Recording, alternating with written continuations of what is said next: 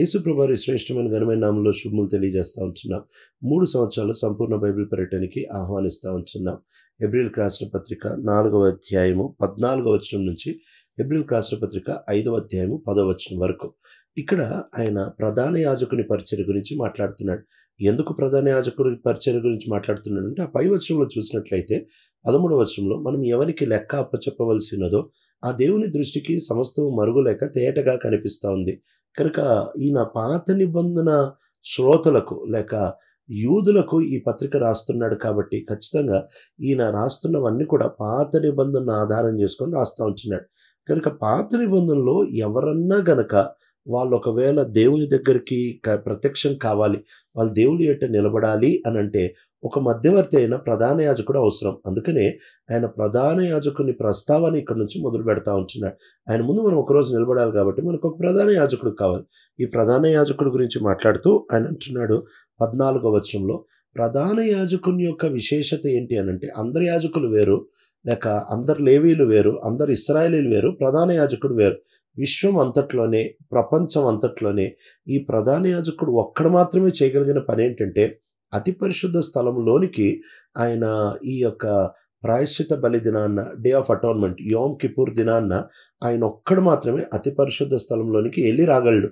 ఇంక ఈ భూమి మీద ఏ మనిషి వెళ్ళడానికి కూడా అర్హతలు లేవు. కనుక యేసుక్రీస్తు ప్రభువారు వైపు చూపిస్తూ ఈ ప్రధాన యాజకుడు నమూనాని వాడుతూ ఆయన అంటున్నాడు, యేసుక్రీస్తు ప్రభువారు అతి పరిశుద్ధ స్థలమైన దేవుని సింహాసనం ఎటుకే, నేరుగా దేవుని ఎటుకే ఆయన వెళ్తా వచ్చారు. కనుక మనము ఈరోజు ఆ విశ్వాసంతో వెళ్ళొచ్చు. ఎందుకంటే ఎట్లయితే యూదుల ప్రధాన యాజకుడు అతి పరిశుద్ధ స్థలంలోనికి వెళ్ళేవాళ్ళు, మన ప్రధాన యాజకుడైన యేసుక్రీస్తు ప్రభువారు నేరుగా దేవాతి దేవుని సన్నిధికే వెళ్తా వచ్చారు. కనుక ఒక ప్రధాన యాజకుని లోపలికి పంపించేటప్పుడు ప్రజలందరూ వారి పాపాలని ఆ ఎద్దు మీద పెట్టి వాళ్ళు ఒప్పుకునే వారిగా ఉంటారు.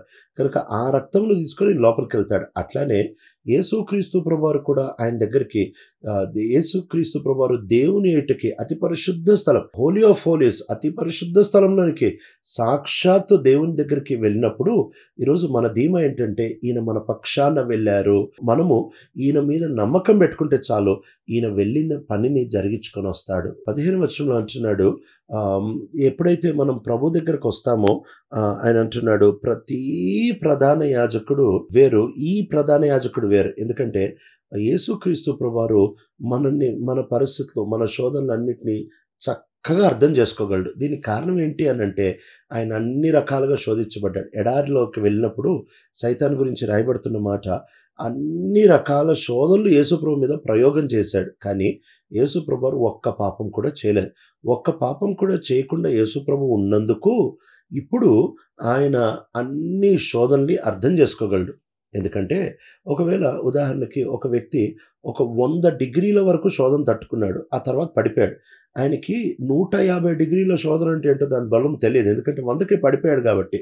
ఒకవేళ గనక ఒక వ్యక్తి 150 డిగ్రీల పాపం తట్టుకున్నాడు అనుకోండి, ఆ వ్యక్తికి ఆ తర్వాత పడిపోయాడు, ఆ వ్యక్తికి 200 డిగ్రీల పాపం శోధన ఎట్లుంటే తెలియదు. కనుక శోధన బలాన్ని నిజంగా ఎదుర్కొని తెలుసుకోవాలి అని అంటే ఆ వ్యక్తి అన్ని శోధనలు దాటుకొని వెళ్ళాలి. ఒక్కసారి కూడా పాపం చేసి ఉండకూడదు. అప్పుడే ఆ వ్యక్తికి శోధన యొక్క బలం ఏంటో అర్థమవుతుంది. అందుకే యేసుక్రీస్తు ప్రభువారు ఒక్క శోధనలో కూడా పడలేదు కాబట్టి ఆయన 100 డిగ్రీలు తెలుసు, 200 తెలుసు, 500 తెలుసు, అపరిమితముగా ఎన్ని శోధనలు శత్రువు తెచ్చినా యేసుప్రభువారు ఒక్క శోధన కూడా లోబడలేదు కాబట్టి ఆయనకి సమస్తం ఎరిగిన వాడు గనక నిజంగా మనం ఎంత ధైర్యంతో ఆయన దగ్గర రావచ్చు. ఎందుకంటే ఆయనకు మన శోధన బలం అర్థమవుతుంది, ఆయన ఒక్కడికే అర్థమవుతుంది. ఆయన సహానుభూతితో మనల్ని చూస్తాడు. అందుకనే చివరి వచనంలో అంటున్నాడు, మనము ఆయన కృపా సింహాసనం దగ్గరికి తగిన కృప దొరకడానికి వెళ్ళగలం. ప్రధాన యాజకుడు ఒక్కడే కరుణాపీఠం దగ్గరికి వెళ్ళేవాడు, కానీ యేసుక్రీస్తు ప్రభువారు అనే ప్రధాన యాజకుడి ద్వారా మనం కూడా కృపా సింహాసనం దగ్గరికి వెళ్ళి పరిస్థితికి కావలసినంత కృపని, సమృద్ధిగా సహాయాన్ని మనం తీసుకొని రాగలము అని ఆ ప్రధాన యాజకుడు గురించి మాట్లాడుతూ ఉంటున్నాడు. 5వ అధ్యాయానికి ఎప్పుడైతే వస్తామో ఇక్కడ ఆయన ప్రధాన యాజకుడు గురించి మాట్లాడుతూ, ఈ ప్రధాన యాజకుడు ఆయన ఇశ్రాయేలు ప్రజల పాపముల కొరకు ప్రాయశ్చిత్తాన్ని అర్పించేటప్పుడు ఖచ్చితంగా పరిశుద్ధుడై ఉండాలి. అంటే ఆయన పాపిగా ఎప్పుడు కూడా ఇశ్రాయేలు ప్రజల పాపాన్ని తీయలేడు. కాబట్టి ఆయన ఏం చేస్తాడంటే మొదట తన పాపముల కొరకే ఒక ఎద్దుని అర్పించేవాడుగా ఉంటాడు యోమ్ కిపుర్ దినాన్న. ఆ ఎద్దుని తాను ఎప్పుడైతే తన కొరకు అర్పించుకుంటాడో అప్పుడు తన పాపములన్నీ పోయి ఆ వ్యక్తి నిర్దోషిగా మారతాడు. నిర్దోషిగా మారిన తర్వాత ప్రధాన యాజకుడు ప్రజల పాపముల కొరకు అర్పించేవాడుగా ఉంటాడు. కానీ యేసు ప్రభు దగ్గర ఈ తంటా లేదు. యేసుక్రీస్తు ప్రభువారిలో ఏ పొరపాటు లేదు, ఏ పాపం లేదు గనుక యేసుక్రీస్తు ప్రభువారు ఆయనే ఈ అద్భుతమైన ప్రధాన యాజకుడు. ఆయన పాపముల కొరకు ఆయన ప్రాయశ్చిత్తం అర్పించాల్సిన అవసరం లేకుండా ఆయన మన పాపాల ప్రాయశ్చిత్తం కొరకే సమస్తము చేయగలిగిన వాడిగా చూపిస్తూ ఉంటున్నాడు. యేసుక్రీస్తు ప్రభువారు విచిత్రమైన ప్రధాన యాజకుడు. ఎందుకనంటే ఆయన నేరుగా అతి పరిశుద్ధ స్థలంలోనికి వెళ్ళిపోతా వచ్చాడు. సాక్షాత్తు అతి పరిశుద్ధ స్థలంలోనికి వెళ్తా వచ్చాడు. అంతేకాకుండా రెండవది ఆయన తనకి తాను బలర్పించుకోకుండా ప్రజల కొరకే బలర్పించినవాడు. మూడవది ఆయన పాపము లేని ప్రధాన యాజకుడిగా మనం చూడొచ్చు. అయితే ఈ ప్రధాన యాజకులు ఎవ్వరు నేను ప్రధాన యాజకుడిని అవుతాను అని ఎవరు వాళ్ళని వాళ్ళు ముందు పెట్టుకోలేరు. ఒక యాజకుడిని ఎవరు సెలెక్ట్ చేయరు. అంటే నువ్వు నువ్వు బాగున్నావు, నువ్వు చదువుకున్నావు, నీకు కొంచెం జ్ఞానం ఉంది, నీకు కొంచెం భక్తి ఉంది, నువ్వు ప్రధాన యాజకుడు అయిపో, లేక నువ్వు ఒక యాజకుడు అయిపో అనడానికి వీల్లేదు. దేవుడు మనుషుల నుంచి కోరుకుంటాడు ఎవరు తనకి పరిచర్య చేయాలి, ఎవరు తన మధ్యవర్తిగా ఉండాలనేది ఆయన కోరుకుంటాడు. అలా ఆయన అహరోన్ని కోరుకుంటా వచ్చాడు. అహరోను వంశావళిని ఆయన కోరుకుంటూ వచ్చాడు కనుక ఒకడు యాజకుడు అవ్వాలి అని అంటే చదువును బట్టు, వృత్తిని బట్టు, వరమును బట్టు అవ్వలేడు. కానీ పుట్టుకని బట్టి మాత్రమే అతడు యాజకుడు అవ్వగలడు. కనుక యేసుక్రీస్తు ప్రభువారు ఎట్లయితే అహరోను ప్రధాన యాజకుడు గోత్రంగా ప్రధాన యాజకుడుగా సెలెక్ట్ చేయబడతా వచ్చాడు. ఆయన వంశావళిలో నుంచి యాజకులు వస్తారు. అట్లానే యేసుక్రీస్తు ప్రభువారు మరి అహరోను దగ్గర నుంచి రాలేదు కదా, ఆయన యాజకుడు ఎలా అవుతాడు? ఆయన లేవి గోత్రానికి పుట్టలేదు, యూదా గోత్రానికి పుట్టాడు కదా. అంటే ఆయన యూదా గోత్రానికి పుట్టినప్పటికీ ఈ యాజకత్వము 2 రకాలుగా ఉంటుంది. ఒకటి అహరోన్ని ప్రభు యాజకుడిగా కోరుకుంటా వచ్చాడు. అయితే అహరోన్ని యాజకుడిగా కోరుకొనుక మునిపే అహరోన్ని ఎప్పుడో నిర్గమాకాండం 32లో కోరుకుంటా వచ్చారు. కానీ అంతకంటే ముందే ఆదికాండంలోనే మెల్కీసెదెకు అనే యాజకుడిని చూడొచ్చు. కనుక ఈ మెల్కీసెదెకు గురించి 110వ కీర్తన 4వ వచనంలో ప్రాముఖ్యంగా ఈ కీర్తన అంతట్లో కూడా ఈ మెల్కీసెదెకు గురించి మాట్లాడుతూ యేసుక్రీస్తు ప్రభువారి గురించిన కీర్తన ఇది. కీర్తన 2, కీర్తన 110 కూడా. ఆ 2 కీర్తనలు ఇక్కడ ప్రస్తావిస్తూ ఉంటున్నాడు. ఈరోజు నువ్వు నా కుమారుడు అయ్యావు, నేను నీకు తండ్రిని అయ్యాను, నేను 2వ కీర్తన నుంచి మెల్కీసెదెకు క్రమంలో నిత్యత్వము నీవు యాజకుడివి అని 110వ కీర్తన నుంచి తీసుకొని వస్తూ ఉంటున్నాడు.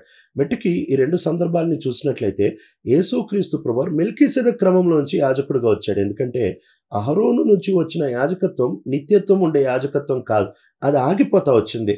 ఏ రోజైతే యేసు ప్రభువారు ఆయన ప్రధాన యాజకుల ముందు నిలబడ్డారు. ప్రధాన యాజకుడు వస్త్రాలు ఎప్పుడు చింపుకోకూడదు, ఆయన వస్త్రం చింపుకుంటా వచ్చాడు. అంతేకాకుండా తెర చినిగిపోతా వచ్చింది. ఆ తర్వాత ఆ మందిరాన్ని కూడా కూల్చేస్తా వచ్చారు. మందిరం కూలిపోయిన తర్వాత ఇంకా యాజకుడితో ఏం పని? ఆ రోజు నుంచి ఈ రోజు వరకు ఏ యాజకుడు ఇశ్రాయేలులో లేడు. కనుక అహరోను వంశావళిలో వచ్చిన యాజకత్వం తాత్కాలికమైంది. అయితే మెల్కీసెదెకు వంశంలో నుంచి వచ్చిన యాజకత్వము అది నిత్యత్వం ఉండేది. యేసు ప్రభువారు ఆ యాజకత్వంలో నుంచి వచ్చాడు అని చూపిస్తూ ఉంటున్నాడు. అంతేకాకుండా ఈ యేసుక్రీస్తు ప్రభువారు భూమి మీద ఉన్నంత కాలం, ప్రధాన యాజకుడు అంటే మన కొరకు ప్రార్థన చేయాలి కదా, ఈ భూమి మీద ఉన్నంత కాలం ఆయన ఈ ఆచరణల చేత, విజ్ఞాపనల చేత మరణం నుంచి తను తప్పించువానికి తన మనవులన్నీ చెప్పుకుంటా వచ్చాడు. ఆయన భక్తిని బట్టి, ఇంకో మాటలో ఆయనలో ఏ లోపం లేదు, నిర్దోషి కాబట్టి ఆయన ప్రార్థన వినబడతా వచ్చింది అని బైబిల్ చెప్తా ఉంది. కనుక ఈరోజు మనకుంటున్న ధీమా ఏంటంటే యేసు ప్రభు ద్వారా ప్రార్థన చేస్తాం కాబట్టి మన ప్రార్థనలు వినబడతాయి. మనం తండ్రికే ప్రార్థన చేస్తాం. యేసు ప్రభుకి ఆ తర్వాత పరిశుద్ధాత్మ దేవునికి ప్రార్థన చేసిన ఆచూకీలు బైబిల్లో లేవు. ఒక స్టెఫెన్ ఒకసారి అడుగుతాడు తప్ప. ప్రార్థనలు అందరూ తండ్రికే చేస్తారు. అయితే ఆ పరిశుద్ధాత్మ దేవుని శక్తితో యేసు ప్రభువారు నామంలో చేస్తారు. కనుక యేసు ప్రభు ద్వారా వస్తున్నాం, పరిశుద్ధాత్మ దేవుని శక్తిని బట్టి వస్తున్నాం, తండ్రి దగ్గరకు వస్తున్నాం. ఇది ప్రార్థనలో ఉంటున్న ప్రాముఖ్యమైన విషయం. కనుక యేసుప్రభు వారు తన భక్తిని బట్టి, లోపం లేని తనం బట్టి ఆయన ప్రార్థనలు దేవుడు వింటా వచ్చాడు అని బైబిల్ గ్రంథం సెలవిస్తా ఉంది.